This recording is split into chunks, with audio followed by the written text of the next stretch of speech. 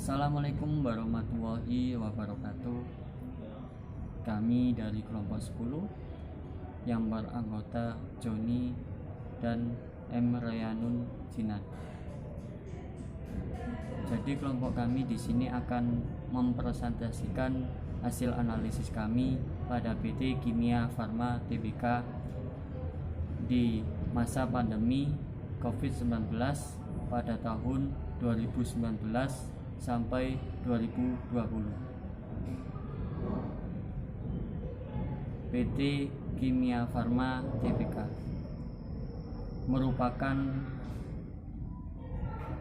perusahaan farmasi yang pertama kali didirikan di Indonesia, yang mana telah menyediakan produk berupa obat-obatan dan juga produk kesehatan. Tak hanya itu juga, perusahaan ini menyediakan fasilitas berupa klinik,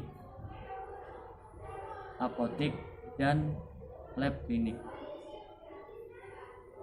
yang menjadikan perusahaan ini dengan pelayanan kesehatan yang sudah terintegrasi. Perusahaan ini sebenarnya didirikan oleh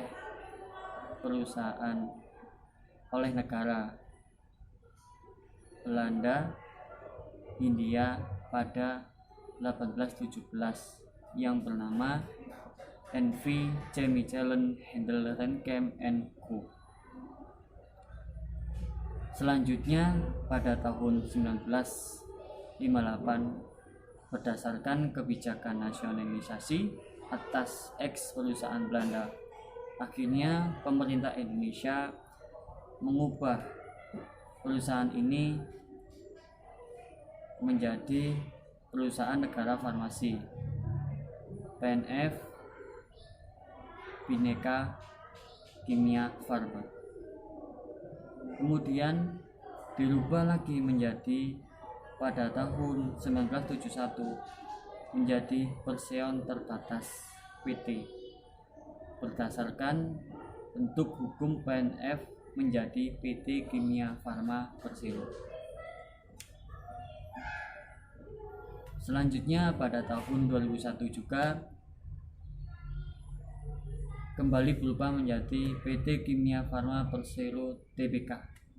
Perubahan ini disebabkan adanya mencatat perseroan pada Bursa Efek Indonesia dengan kode emiten AKAEF, yang mana komposisi saham dibagi menjadi dua. Yang pertama 90,025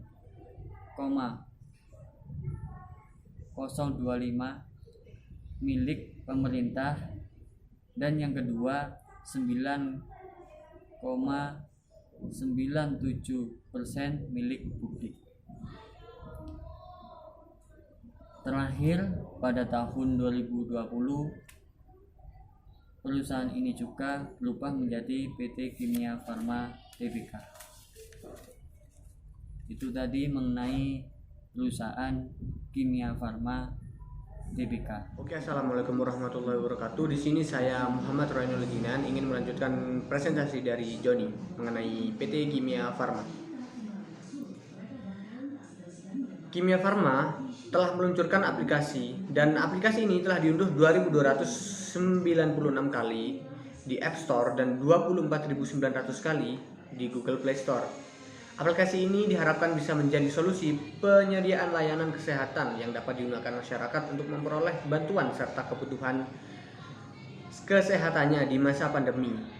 Nah, jadi kali ini Kimia Farma tidak hanya mengandalkan promosi secara offline, namun mengadakan promosi secara online dengan menggunakan aplikasi-aplikasi yang telah dibuat tersebut.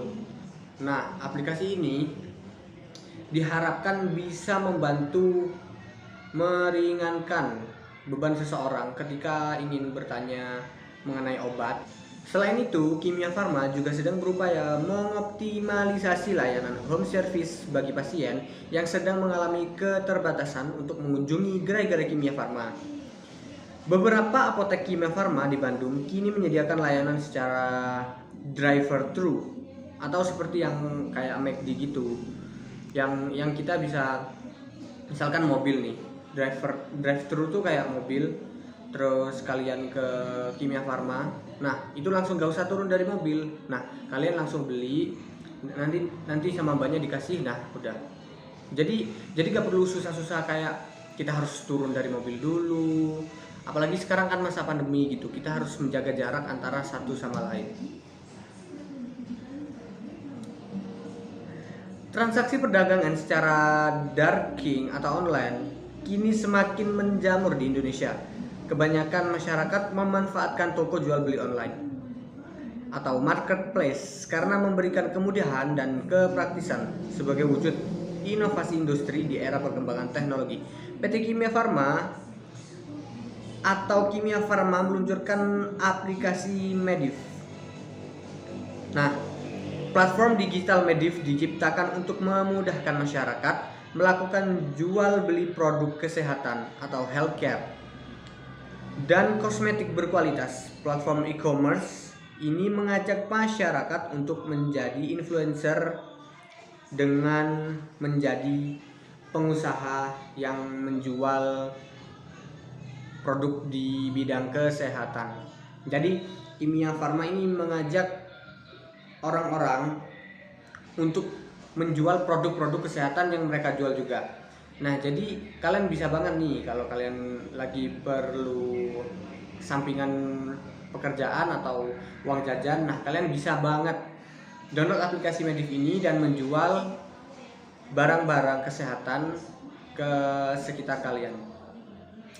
Mungkin itu saja tambahan dari saya.